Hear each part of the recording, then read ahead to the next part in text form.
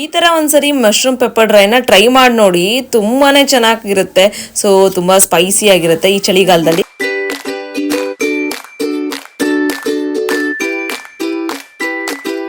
Hello everyone, welcome back to my YouTube channel. Friends, ಇವತ್ತಿನ ವ್ಲಾಗಲ್ಲಿ ನನ್ನ ಒಂದು ರೆಸಿಪಿನ ನಿಮ್ಮ ಹತ್ರ ಶೇರ್ ಮಾಡ್ತಿದ್ದೀನಿ, ಮಶ್ರೂಮ್ ಪೆಪ್ಪರ್ ಡ್ರೈನ. ಸೊ ಮಸ್ಟ್ ಟ್ರೈ ರೆಸಿಪಿ ಅಂತಾನೆ ಹೇಳ್ಬೋದು. ಸೊ ತುಂಬಾ ಸ್ಪೈಸಿಯಾಗಿ ಈ ಚಳಿಗಾಲದಲ್ಲಿ ಚೆನ್ನಾಗಿರುತ್ತೆ. ಸೊ ನೋಡೋಣ ಬನ್ನಿ ಯಾವ ಥರ ಮಾಡೋದು ಅಂತ ಹೇಳಿ. ಸೊ 2 ಆನಿಯನ್ನ ಕಟ್ ಮಾಡಿ ಇಟ್ಕೊಂಡಿದ್ದೀನಿ, ಮತ್ತೆ ಒಂದು ಕ್ಯಾಪ್ಸಿಕಮ್ನ ಕಟ್ ಮಾಡಿ ಇಟ್ಕೊಂಡಿದ್ದೀನಿ, ಮತ್ತೆ 2 ಹಸಿರು ಮೆಣಸಿನಕಾಯಿ, 1 ಇಂಚು ಶುಂಠಿನ ತಗೊಂಡಿದ್ದೀನಿ, ಅದು ಸಣ್ಣದಾಗಿ ಕಟ್ ಮಾಡಿ ಇಟ್ಕೊಂಡಿದ್ದೀನಿ, ಮತ್ತೆ ಬೆಳ್ಳುಳ್ಳಿ 2 ಗೆಡ್ಡೆ ಬೆಳ್ಳುಳ್ಳಿನ ಅದನ್ನ ಕಟ್ ಮಾಡಿ ಸಣ್ಣದಾಗಿ ಕಟ್ ಮಾಡಿ ಇಟ್ಕೊಂಡಿದ್ದೀನಿ.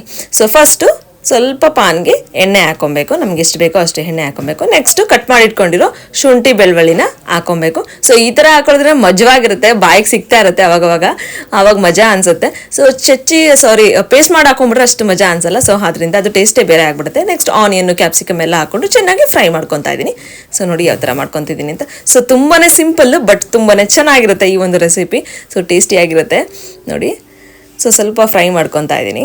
ಸೊ ಈ ಚಳಿಗಾಲದಲ್ಲಿ ಈ ಥರ ಒಂದು ರೆಸಿಪಿನ ಟ್ರೈ ಮಾಡಿ ನೋಡಿದ್ರೆ ತುಂಬಾ ಸ್ಪೈಸಿಯಾಗಿ ಚೆನ್ನಾಗಿ ಅನಿಸುತ್ತೆ, ತಿನ್ನೋದಕ್ಕೂ ಚೆನ್ನಾಗಿ ಅನಿಸುತ್ತೆ. ನೆಕ್ಸ್ಟು ಮಶ್ರೂಮ್ನ ಕಟ್ ಮಾಡಿ ಹಾಕೊತಾ ಇದ್ದೀನಿ. ಮಶ್ರೂಮ್ನ ಹಾಕೊಂಡ ತಕ್ಷಣ ಸ್ವಲ್ಪ ಸಾಲ್ಟ್ ಹಾಕೊತಾ ಇದ್ದೀನಿ. ಫ್ರೆಂಡ್ಸ್, ತುಂಬಾ ಹೆಲ್ದಿ ಕೂಡ. ಸೊ ಮಶ್ರೂಮ್ ಅಂತೂ ತುಂಬ ಹೆಲ್ದಿ, ತಿನ್ನಬೇಕು. ತುಂಬ ಚೆನ್ನಾಗಿ ಗೊತ್ತಿರಲ್ಲ, ತಿನ್ನೋದಿಲ್ಲ ಮಶ್ರೂಮ್ ಎಲ್ಲ. ಸೊ ತುಂಬ ಒಳ್ಳೆಯದು ಕೂಡ ಮಶ್ರೂಮ್ ತಿನ್ನೋದ್ರಿಂದ.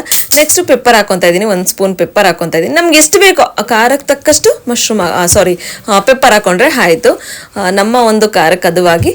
ನೆಕ್ಸ್ಟು ಹಸಿರು ಮೆಣಸಿನಕಾಯಿ ಹಾಕೊತಾ ಇದ್ದೀನಿ.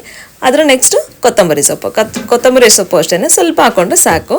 ನೋಡಿ, ಇಷ್ಟೇ ಸಿಂಪಲ್ ರೆಸಿಪಿ ಬಟ್ ತುಂಬಾ ಟೇಸ್ಟಿ ಆಗುತ್ತೆ. ಸೊ ನೀವು ಕೂಡ ನಿಮ್ಮ ಮನೆಯಲ್ಲಿ ಟ್ರೈ ಮಾಡಿ ನೋಡಿ. ನಾನು ನಿಮಗೆ ಮುಂದಿನ ವ್ಲಾಗಲ್ಲಿ ಸಿಗ್ತೀನಿ. Until then bye, take care, have a nice day.